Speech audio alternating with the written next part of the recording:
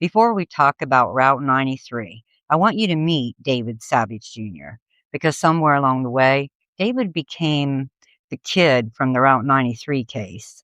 And honestly, I hate that because David was so much more than the way he died. He was one of those kids you always knew was around. You know the type. You could hear him before you saw him.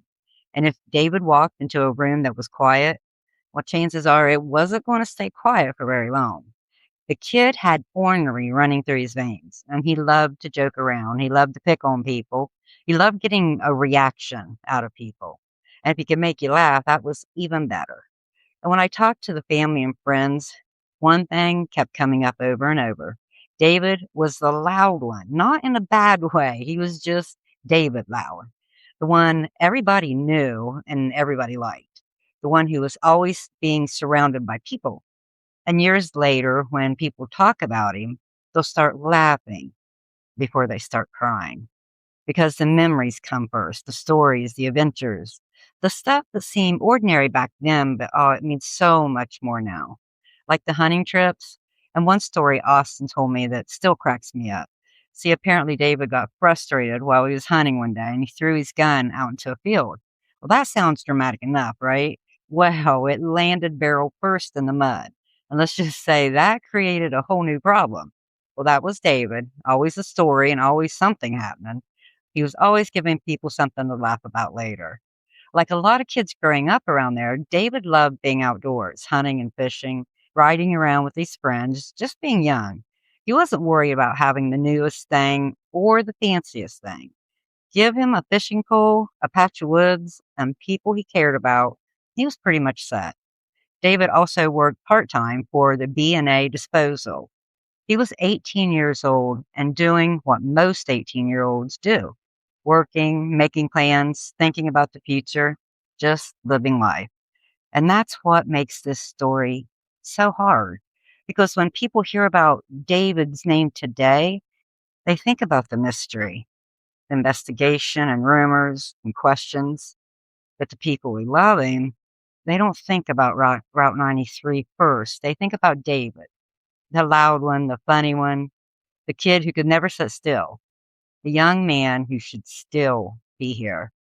And before we talk about how David died, I think it's important that we remember how he lived, because that's who this story is really about.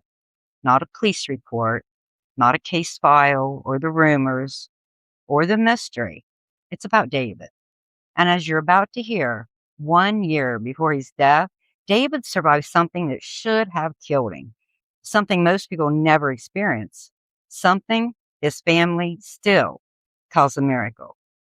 I want you to think about something. An 18-year-old kid, he leaves a party. He makes a few phone calls trying to get a ride home. And then, for about an hour, nobody seems to know exactly what happened. Well, that was David Savage Jr. And nearly 16 years later, his family is still searching for answers. And on July 18th, 2010, David was found along State Route 93 south of Crooksville, Ohio. Investigators say he was hit by a vehicle. The driver never stopped. Case closed. Except for the questions, they never went away. Not for his family, not for his friends, and not for a lot of people in Perry County, Ohio. Because when you start digging into David's final hours, you quickly realize there's a lot that still doesn't add up. We're going to talk about David. We're going to talk about the party and the phone call, the missing hour, the investigation, and the questions that are still being asked all these years later. This is this is the missing hour on Route 93, the David Savage Jr. case. This is Death, Lies, and Alibis. Hello, I'm your host, Christy. Out here in rural Ohio, the nights are quiet, but not always peaceful. Every silence has a name, and every shadow has a story. And every cold case carries a weight you can feel if you stand still long enough. Today, we step into another one of those stories, forgotten by some and never forgotten by others. So, let's go together to where the questions are still hiding. People hear the phrase struck by lightning, and it almost sounds unreal, like something that happens somewhere else to somebody else. Something we see on the Weather Channel, right? It doesn't happen to somebody you know, and definitely not somebody from Perry County. But in the summer of 2009, that's exactly what happened to David Savage Jr. It started out as a completely normal day. They were over at their Aunt Tammy's house working on demolition derby cars. Just a bunch of guys hanging out, getting dirty, turning wrenches, picking on each other, talking trash, doing exactly what young guys do on a summer afternoon. Josh, David's brother, told me it was him, David, a cousin, and his nephew, and a couple friends. Nobody woke up that morning thinking they were about to witness something they'd be talking about for the rest of their lives. Then the weather changed. A storm rolled in. The sky got dark. Thunder started rumbling in the distance. And in a matter of seconds, everything changed. Lightning struck. I was told David and another cousin, they got the worst of it. Now think about that for a minute. 1 second, you're standing there just working on your derby car, laughing, talking, making plans for the weekend. And the next second, everything goes white. A flash, a bolt, and complete chaos. Nobody's thinking about tomorrows anymore. Nobody's thinking about cars. They're trying to figure out who's hurt, who's breathing and moving, and who's not. The injuries, yes, they were serious. Serious enough that emergency crews knew right away it wasn't something for their local hospital that could handle. David was eventually flown by MedFlight to Grant Medical Center in Columbus. And I keep thinking about his family. I mean, can you imagine getting that call? Not that David just got injured and not that he broke a bone, but he got struck by lightning. I mean, it's the kind of thing that doesn't even sound real when somebody says it. And for a while, nobody knew what was going to happen. Would he survive? Would he recover? Would he ever be the same? A lightning strike isn't something you can just walk away from. Victims suffer burns, nerve damage. They can have memory problems and muscle pain, heart complications. That's serious. The injuries can last long and way after the storm is gone. And some people never fully recover. Some are left dealing with physical and emotional effects for the rest of their lives. And of course, we all know some never survive at all. And at that moment, David's family, he had no way of knowing what his future would look like. Only that their son and their brother, their nephew, a friend was fighting for his life. The friends and family, they prayed, they waited, they hoped, and they held their breath. And somehow, David pulled through. Little by little, he got stronger, and little by little, he fought his way back. And eventually, he came home. Now, around here, that became part of David's story. The kid who was struck by lightning and survived. The kid who beat the odds. The kid who got a second chance. And maybe that's why, well, what happened next feels so damn hard to understand. Because after surviving something that should have killed him, and after all the prayers and the fear, and then the relief, nobody could imagine they'd be standing at his funeral less than a year later. But on July 17th, 2010, David headed out to spend some time with friends. Just another summer night, or at least that's what everybody thought. July 17th, 2010. For David, it started out like any other summer Saturday, nothing special, nothing unusual, just a young man hanging out with friends on a warm July night. Nobody knew this would be the last night of his life. And nobody knew that nearly 16 years later, people would still be talking about what happened that night.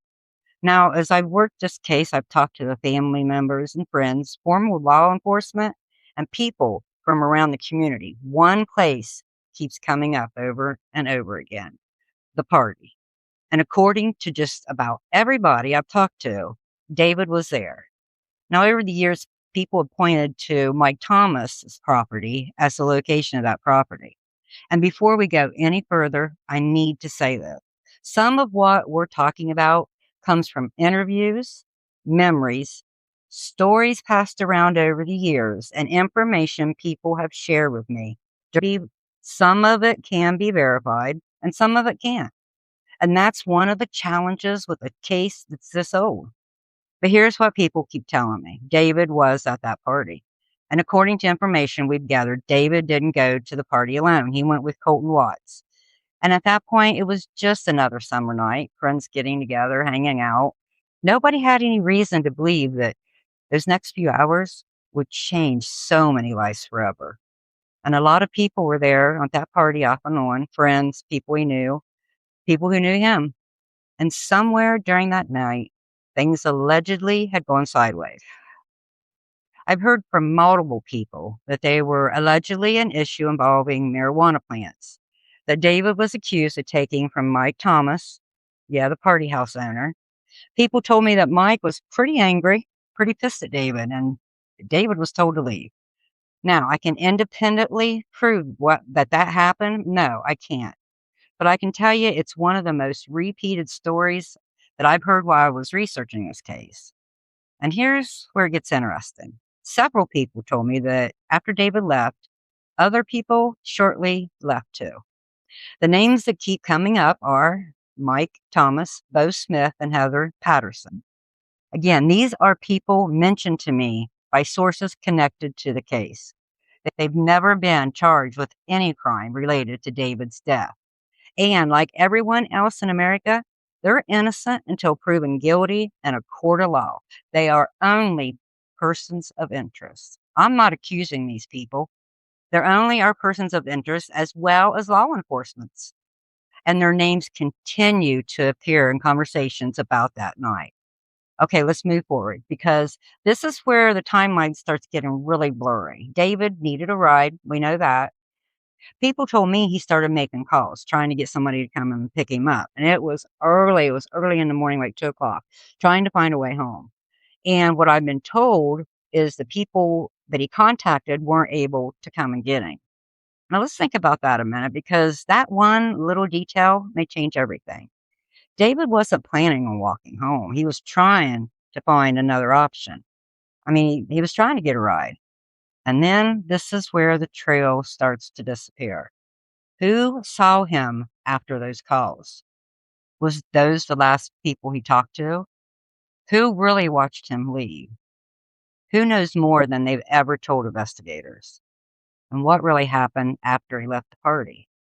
Because somewhere between leaving that party and ending up on State Route 93, that's the time something happened. And maybe somebody knows exactly what happened. Maybe somebody has been carrying a piece of this puzzle for these last 16 years. Well, you know what? It's time to come forward because whatever happened, the answers seem to be hiding inside one missing hour. And that's where we're headed next, the missing hour on Route 93. This is the hour that keeps bringing people back to David's case, the hour his family still talks about, and the hour his friends still question. It's the hour that nearly 16 years later, nobody seems able to fully explain. Somewhere between 2 and 3 in the morning, the trail disappears. Now let's slow it down for a minute, and I want you to close your eyes and picture it. It's middle of July. It's about 2 o'clock in the morning. The temperature is sitting somewhere between the mid 60s. Most of Perry County is asleep. The bars are closing. The parties are winding down. Porch lights are off. Dogs aren't even barking anymore. And out on Route 93, it's dark. Not city dark, it's country dark. The kind of dark where your headlights seem to disappear into it. It's the kind of dark where you can walk 100 feet and not even see each other. Somewhere out there, David is trying to get home. We know he made a phone call. We know that because he borrowed Matt Nelson's phone and made what appears to be a call to one of his friends. That appears to be his final call. The call was to Scott, Wolfe, and Rachel Anderson. He was looking for a ride home, and from what we've been told, neither one was able to come and get him. I'll think about that because that's important. David wasn't calling people just to chat. He needed desperately a ride. He was trying to get home. It's 2 a.m. and David was alive.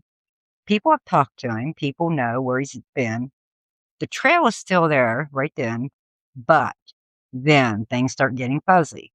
2:15. Where's David? Some people believe he may have been near Frame's old grocery store. Now, can we prove it? No. But it's one of the locations that keep coming up when people talk about that night. Was he alone? Everybody says yes at the beginning, but do we actually know that? No, we don't. And that's the problem. We don't know who was with him. We don't know who wasn't. We don't know if he was walking. We don't know if he was waiting. We don't know if he thought somebody was still coming to get him. 2:30 a.m. Well, now maybe he's still walking toward 93. Maybe he's near one of those little sheds that used to set right there along the highway, but maybe he isn't. Again, we can't say for sure. And that's what makes this timeline so damn frustrating because this is where the story starts slipping through our fingers. There's no surveillance cameras out there. There was no cell phone tracking. He didn't have his own. There's no witnesses standing up saying, yeah, I was with David.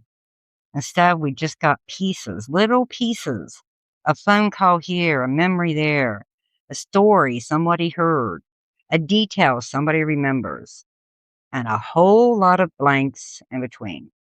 2:45 a.m. What was David thinking? Was he angry? Was he frustrated? Or was he worried? Did he think he'd get home soon? Or did he realize, well, he was on his own? And then comes the question that changes everything. Who hit David? Was this simply just a tragic hit and run?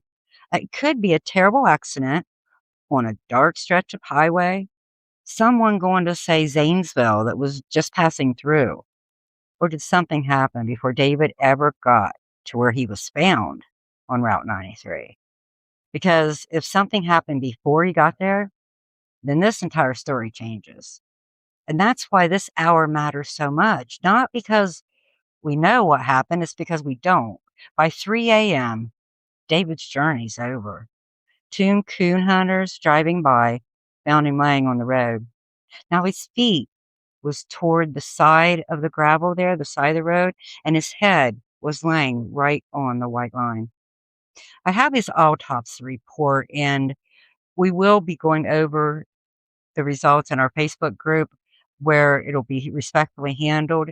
I won't be showing you, I won't be getting graphic, just very generally.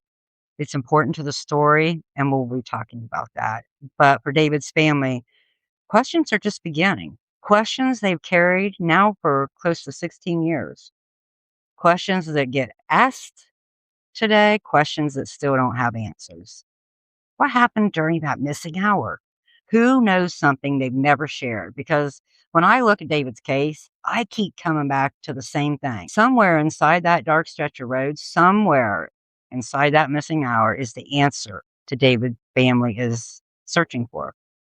Before we talk about the investigation, we need to talk about the one story that has followed this case from the very beginning. The story that people in Perry County are still talking about today. Now we're getting into the part of the case that people still talk about today, the part that makes people lower their voice, the part that usually starts with, okay, you didn't hear this from me. Because nearly 16 years later, there is one theory that just refuses to go away. It's a theory, and I've heard it from the family, I've heard it from friends, and I've heard it from all the people in the community that's spoken with me. I've even heard pieces of it from people connected to law enforcement. And that's interesting that all these years, the story is very similar. Now, according to numerous people I've spoken with, the rumor has always been that David didn't simply leave the party and end up on Route 93. The story that's circulated for years is that after David left, there was an altercation. David was beaten badly, allegedly, by Bo Smith and Mike Thomas, and Heather Patterson ran over him with a white Toyota truck, allegedly. And what happened afterwards was staged to look like a hit and run accident. These are the only names that are most often connected to the theory, and I want to stop right there because I need to make it crystal clear. These individuals are just people of interest in our timeline. They are not charged with any crime related to David's death.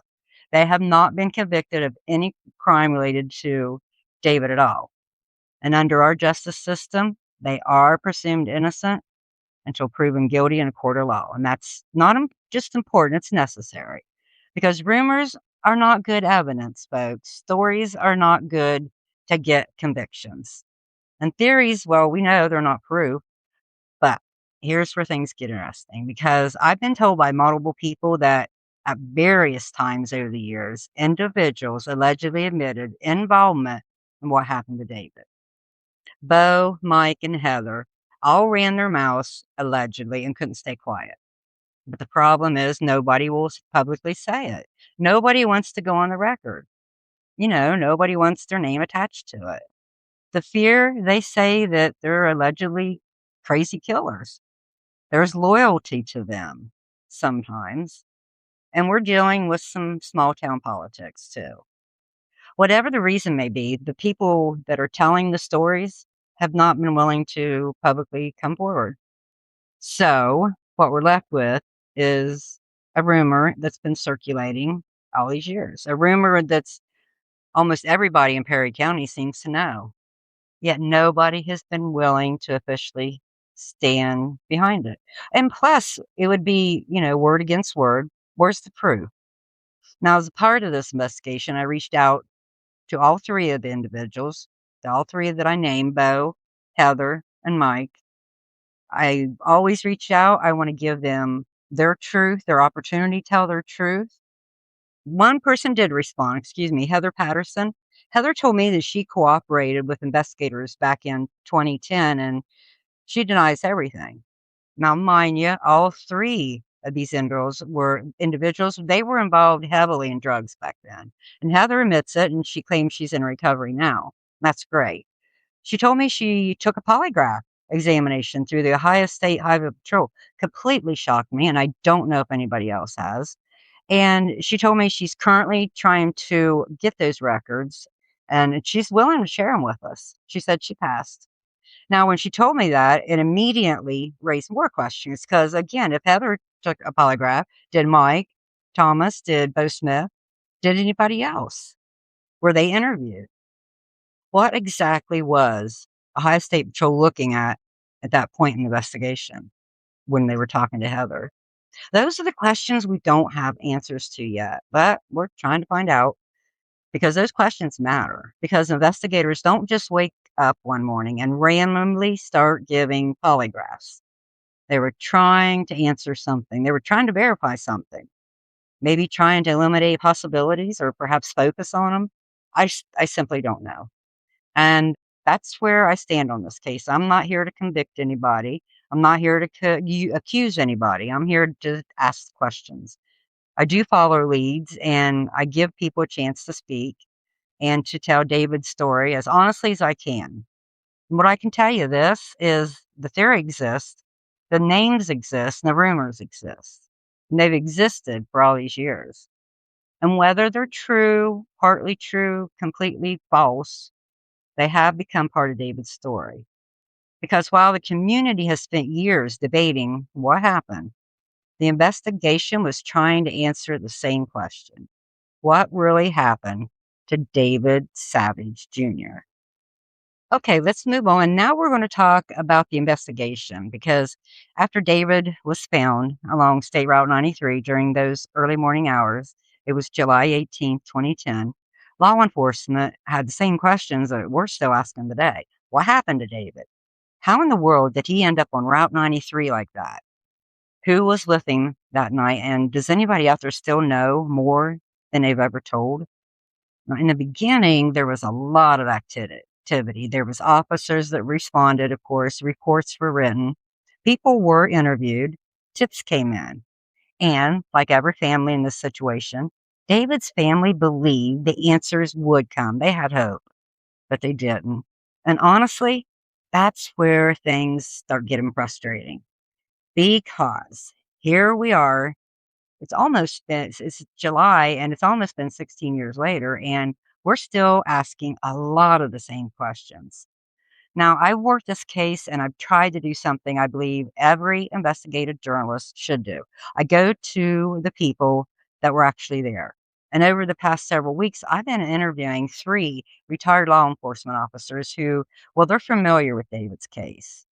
Out of respect for the wishes, I'm only identifying one of them by name, and that's former Crooksville police officer Vibert Weiskarber. Vibert told me something I'll never forget. Earlier that same day, he had seen David at the Cricksville-Roseville Pottery Festival. Just another 18-year-old kid walking around enjoying the day. Hours later, he was one of the first people at the scene after David was found. Vibert described what he saw that morning to me. He told me David's body just didn't look what he would expect from a typical hit and run. Now, that was his personal impression, what he observed before the Ohio State Patrol took over the scene. He said something felt off.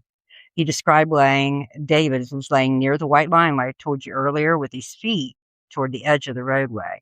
He also describes severe injuries to David's head. Injuries, he says, that have stayed with him after all these years later. I also asked Vibert about something David's family has wondered about for all these years, and that was his shoes. The family has long believed David still had his shoes on, and they question whether that fit with what we always hear about a person getting struck by a vehicle, they come right out of their shoes. I mean, we hear that. It's typical, right? Vibert told me he remembered having a conversation about David's shoes that night, but nearly 16 years later, he couldn't honestly tell me whether they were on or off when he arrived. He does not remember, but he does remember talking about his shoes. Now, the other retired officers I've spoken with have also shared information, and it helped me a little bit better to understand the investigation, the community, and what people were hearing back in 2010. Some of that information still needs to be verified before I share it publicly. And that's exactly how I want to do this, one fact at a time, one interview at a time, one piece of the puzzle at a time. And as I continued digging into David's case, I realized something. The investigation itself had become part of the story. Because the more phone calls I made, the more I realized there was confusion about who actually investigated David's death. I was originally told Perry County had the case, but after speaking with Sergeant Forrester, he told me Perry County does not have David's case and they didn't investigate. To the best of his knowledge, the Ohio State Patrol did, and they were the lead agency. So that sent me down a completely different road, and that is where our story goes next. Standing here asking what exactly happened, what was investigated, who was interviewed, what information was confirmed, and what information never made it into the public eye. Now, here's where this case took a turn I wasn't expecting because up until this point, I thought I was researching David's death. I thought I was trying to figure out what happened on Route 93. As I started asking questions of the Ohio State Patrol, I wasn't looking for controversy. I wasn't looking to criticize anybody. I was just looking for answers. But what I found instead stopped me in my tracks. I learned David's case had been closed. And not recently, but years ago. The investigation, it was over. It was done. The records had been destroyed under the agency's records retention policy. Yep. And here's the part that hit me the hardest. David's family, they didn't even know.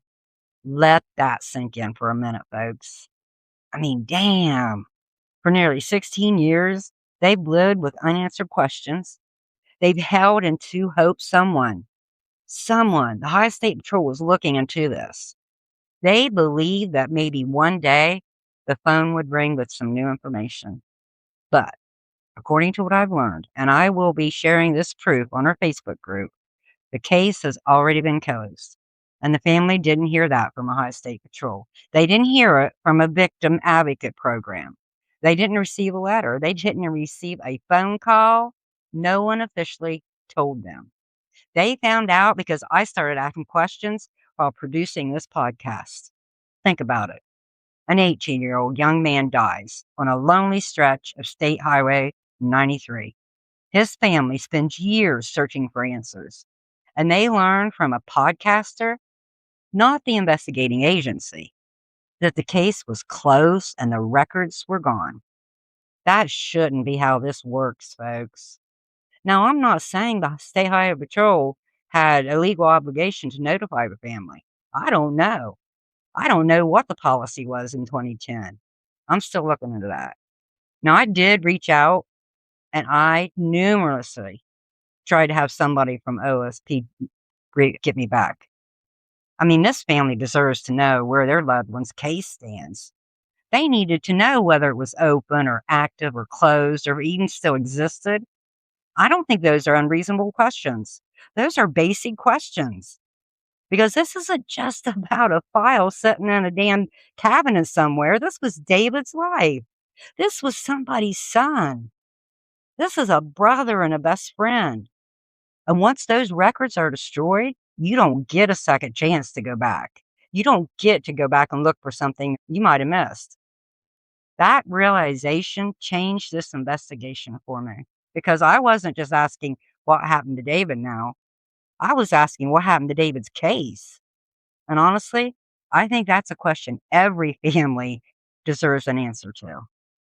So, where does David's case stand today? Well, honestly, that's one of the reasons we're still all here having this conversation because we're still trying to figure that out. And the more I dug into the case, the more questions I just ended up with. Not less, but more. When I started this project, I figured I'd be chasing down witnesses and building timelines, trying to understand what happened during David's final hour. And don't get me wrong, we did that too. But somewhere along the way, I stumbled into a whole different mystery, the investigation itself. I mean, he dies and his family still have questions. People are still talking about the case, and yet, from what I've been told, records tied to the investigation were destroyed by OSP, and Perry County didn't have anything. Now, nobody starts out sending angry emails. Let's be fair. Agencies all over the county have record retention schedules. That's not unusual. That's everywhere. But I'll tell you what bothered me. If a family is still searching for answers and asking questions, the story isn't finished. How can there be records that no longer exist? What if somebody comes up and has something? What if somebody comes in and confesses? What? Because every report mattered, every interview and photograph and note. Those aren't just pieces of paper. That's pieces of David's story. Once they're gone, they're gone. That's so hard for this family to wrap its head around. And you know what? It's hard for investigators who may come along later. Honestly, it's hard for people like me who's trying to understand what really happened. So I started requesting everything I could get my hands on. I mean, everything: reports, records, email documents, anything that could help paint a clearer picture of what happened to David and what happened afterward. I started interviewing, the family, the friends, law enforcement, people. And you know what I learned? We're still nowhere near the end of the story because the questions just keep coming up. Questions about the party and the phone calls, the timeline, who saw David last, what the investigators knew and what they didn't, and especially about the records. But the biggest question of all is if everything was figured out back in 2010, where's the answers? If they closed that case, where's the answers? Where's the suspect? Where's the trial or the confession?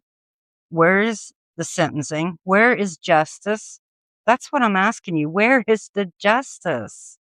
I'm not accusing anybody of anything. I'm not pointing fingers. I'm asking fair questions. And poor David's family, now they have more questions on top of just who did this, why, how. They can't just move on from something like that. Is what they're expected to do. They have to move forward, but there's a difference. Because you know why? They remember the last hug. They remember that last laugh, the last phone call. They remember the last time they watched someone they loved walk out that door. And those memories, they never leave.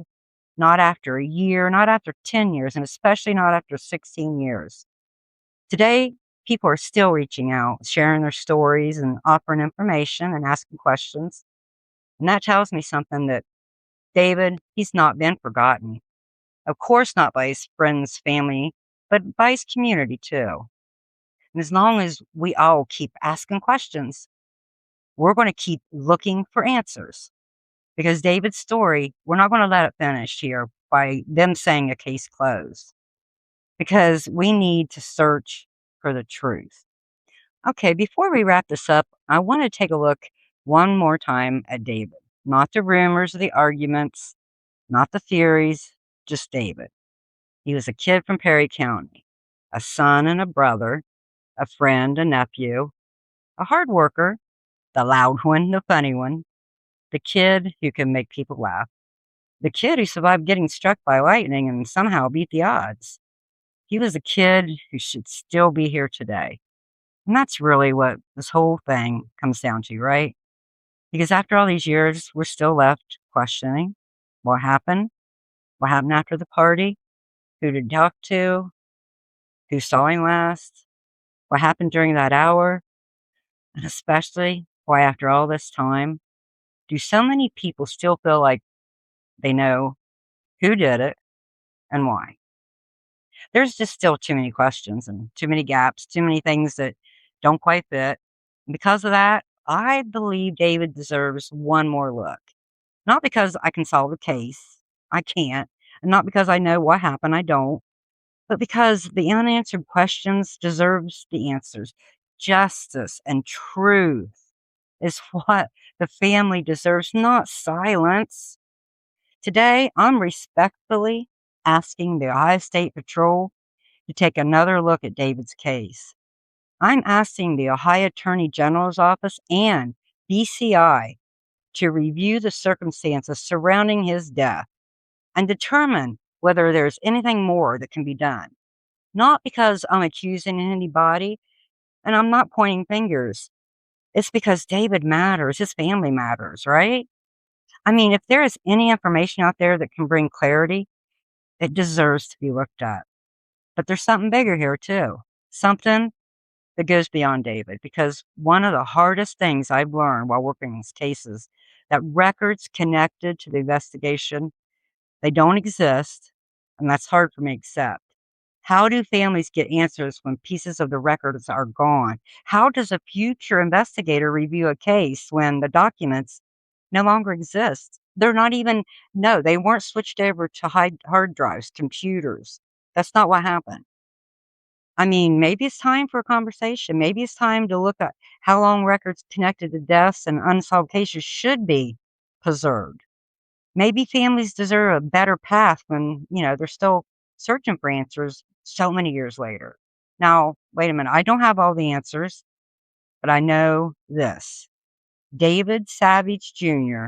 was more than a case number. He was more than a newspaper headline. He was loved. His life mattered, and he deserves to be remembered for more than the way he died. So tonight, I'm asking for one more look, one more review, one more conversation, and one more chance for somebody to come forward because we know somebody knows something. I believe that since the day I started this case, and I believe it now. Maybe it's a memory, maybe it's a conversation, maybe it's just one little detail somebody thought that wasn't important because that's all it takes sometimes. One person, one piece of information, and maybe just one more look. Okay, as we wind up, folks, I want to remind you that everyone named here is innocent until proven guilty in a court of law. Death, lies, and alibis is for information and educational purposes only. I'm not a professional. I gather very public information and I present it to you for you to do your own research and form your own opinions. So that's it for this episode of Death, Lies, and Alibis. The story stops here for now, but the questions don't. Cold cases don't fall on their own. It takes attention, pressure, and the willingness to care when others don't. Hit the follow button on the podcast so you never miss the next episode. Join our Facebook group for documents, case files, and ways to get involved, or email me at deathliesalibis@gmail.com. Now, as always, be safe, stay alert, and never stop seeking justice.